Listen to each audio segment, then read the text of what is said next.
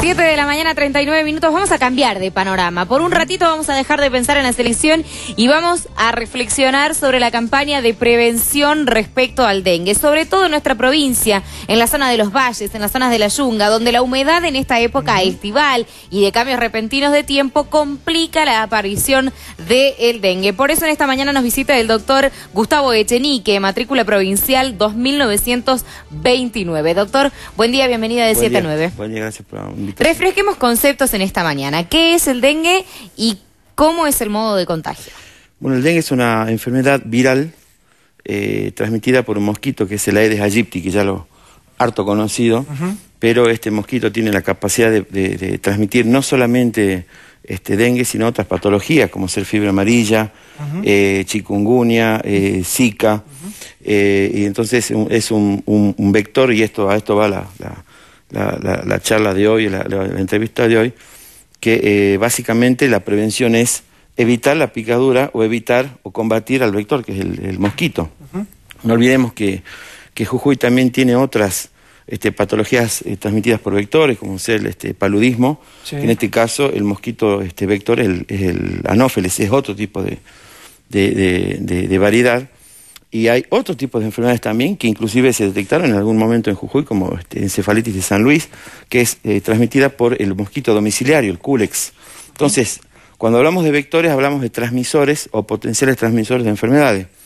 En este caso, básicamente, al tratarse de patologías que no tienen un tratamiento específico en cuanto a antivirales o algún tratamiento médico específico para cada enfermedad, básicamente la prevención va a atacar al vector, que es el mosquito. Claro. En el caso de dengue, es, como repetir, una patología viral bastante compleja, porque este virus tiene 4 serotipos distintos, los cuales van afectando a distintas poblaciones de acuerdo a cómo se van turnando, entre comillas, estos serotipos, y fue el primer obstáculo para la vacuna, ¿no?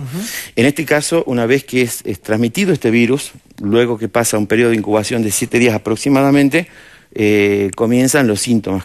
Se basa en dolor de cabeza intenso, dolores articulares, fiebre quebrantahuesos, que es muy característica del dengue, y por supuesto esto no difiere de las otras patologías. Entonces se torna en una población en la cual están 3 enfermedades como dengue, chikungunya y zika. Por ahí es medio difícil hacer la disquisición o la división.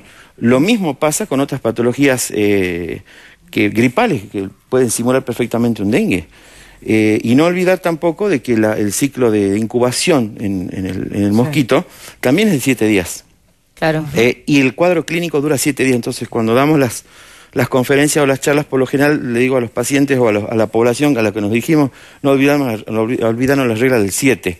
7 días de incubación, 7 días de enfermedad, 7 días de incubación en el adulto y en el mosquito también. Ahora, doctor, la gente que fue picada por el mosquito y que tuvo dengue, tuvo zika o tuvo chikungunya, ¿tiene que tener más precaución todavía para no volver a ser picado? Porque digo, se lo consulto porque es algo usual de que las personas que ya fueron picadas por el mosquito se pregunten, ¿yo qué tengo que hacer, que ya me picó? No, en este caso lo fundamental es tener el cuidado en general con el tema de si tenemos un brote de dengue, por supuesto extremar las precauciones. Y esto tiene que ver en el caso de dengue específicamente con los serotipos. Si ingresó a la población de Jujuy o San Salvador un serotipo 1, la población está susceptible y eventualmente forma anticuerpos, los afectados, al serotipo 1. En caso de ingresar a otro serotipo, un serotipo 2, 3 o 4, la situación se torna un poco más complicada, porque ahí tenemos una posibilidad de producir dengue grave. Entonces, los serotipos no son... El haber padecido la enfermedad por un serotipo no lo vuelve inmune para otro serotipo. Entonces, en el caso de zika y chikungunya, los anticuerpos son ya casi definitivos. Entonces, la situación es variable en cuanto a la presentación clínica de cada patología. Claro. Lo fundamental es básicamente hacer toda la prevención a evitar la picadura o combatir al vector. Doctor, siempre me parece importante diferenciar, hablar de prevención y hacer hincapié en todas las medidas higiénicas necesarias, sobre todo en esta época con mucha humedad y de lluvias. Aquí en Jujuy, por lo menos, no implica entrar en pánico. O sea, hay que ser, sí, prudente, ¿verdad? Y recordar cuáles son las medidas de cuidado. Sí, sobre todo las campañas siempre han estado presentes, ¿no? Creo que eso hay que recalcarlo, Entonces, creo que las campañas de parte del Estado es una cosa, y lo que hagamos, lo que haga cada individuo en su domicilio también es otra. Hay una cierta responsabilidad, una responsabilidad de parte de cada dueño de domicilio, teniendo en cuenta que el mosquito que nos pica nació en 100 metros a la redonda, o sea, no es que el mosquito que nos pica en nuestro domicilio viene de Alto Comedero, si vivimos en Reyes, no. Claro. Por lo general, el radio de acción de un mosquito Aedes aegypti es entre 100 a 400 metros aproximadamente. Entonces tenemos que tener en cuenta que si tenemos muchos mosquitos en nuestra casa, tenemos que pensar o que nosotros tenemos ahí un reservorio importante en los techos, cubiertas, baldes dados al revés, que digamos que es importante también tener ese dato, o nuestros vecinos justamente son los que están probablemente teniendo algunas alteraciones en cuanto a lo que es prevención. Doctor, en cuanto al tiempo de vida, si un vecino o cada propietario de su casa se olvidó por descuido un recipiente con agua acumulada durante el verano pasado o la primavera pasada, esta primavera, ¿eso puede ser un foco infeccioso? Sí, las larvas son viables. O sea, las larvas pueden perfectamente resurgir nuevamente con las lluvias y el calor. Entonces, eso es importante tenerlo en cuenta porque eliminar los reservorios que nos hemos olvidado o hemos dejado o no hemos tenido en cuenta en el verano anterior es fundamental tenerlo en cuenta. O sea, esto no se para.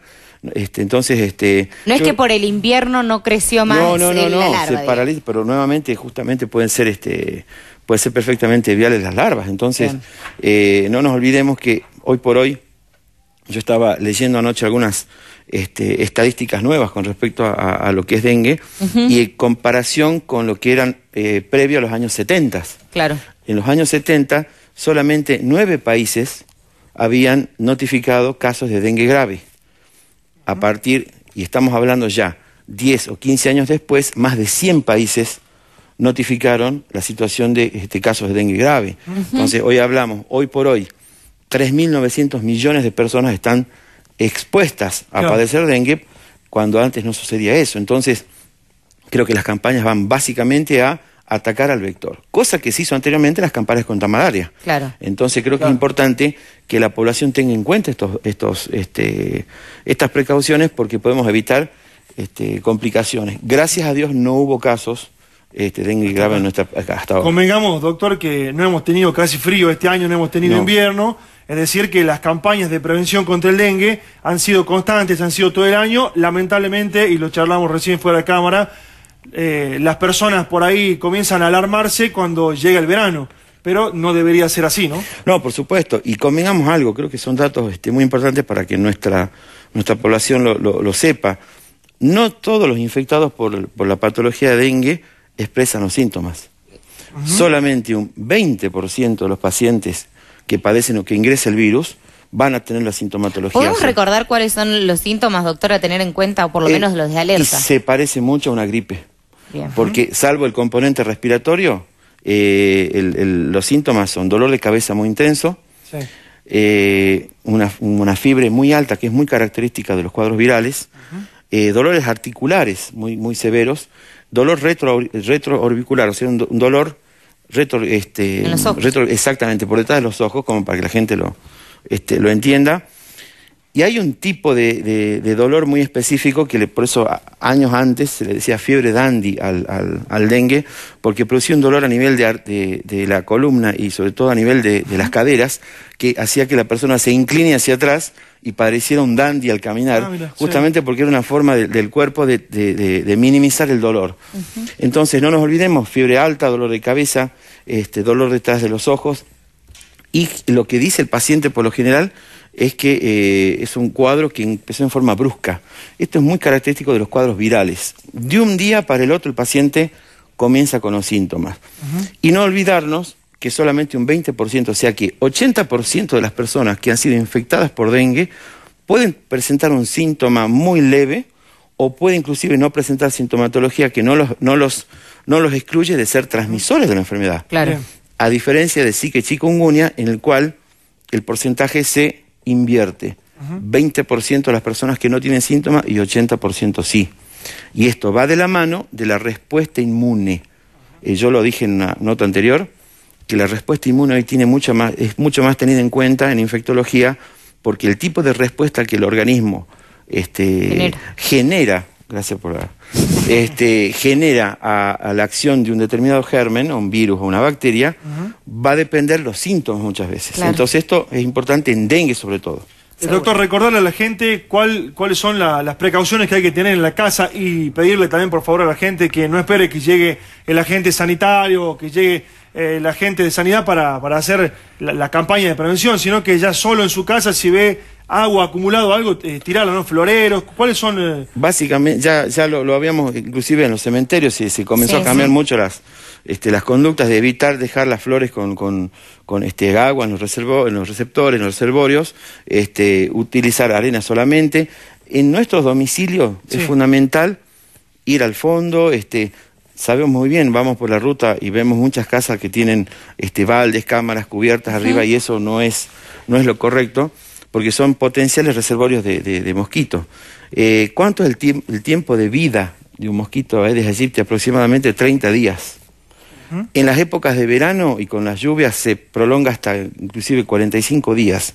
Entonces, teniendo en cuenta que un mosquito infectado se alimenta cada 2 o 3 horas aproximadamente durante la noche, estamos viendo justamente el porqué de los brotes y el porqué el aumento en forma escalonada muy intensa en los casos de ciudades que han sido afectadas por dengue. Entonces, y esto va directamente proporcional a la presencia del vector. Alto grado de infestación, altísimo el riesgo de brote. Seguramente. Bueno, doctor, le agradecemos muchísimo la visita de 7-9. Siempre viene bien recordar las medidas de prevención, recordar la sintomatología para estar atentos y promover sobre todo los cuidados higiénicos. Sí, por supuesto. No solamente hay patologías que no tienen que ver con vectores, como ser justamente lo estamos viendo muy frecuentemente en los consultorios, en mi caso personal, mordeduras de can, mordeduras, accidentes por ofilismo, que es muy frecuente en esta época. Entonces la gente tiene que extremar los cuidados, no solamente a nivel domicilio con respecto al mosquito, sino cuando concurre a lugares de camping, campamentos y lugares de esparcimiento, tener los cuidados.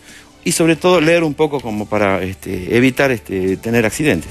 Doctor Gustavo Echenique, gracias por haber venido. Gracias por acompañarnos.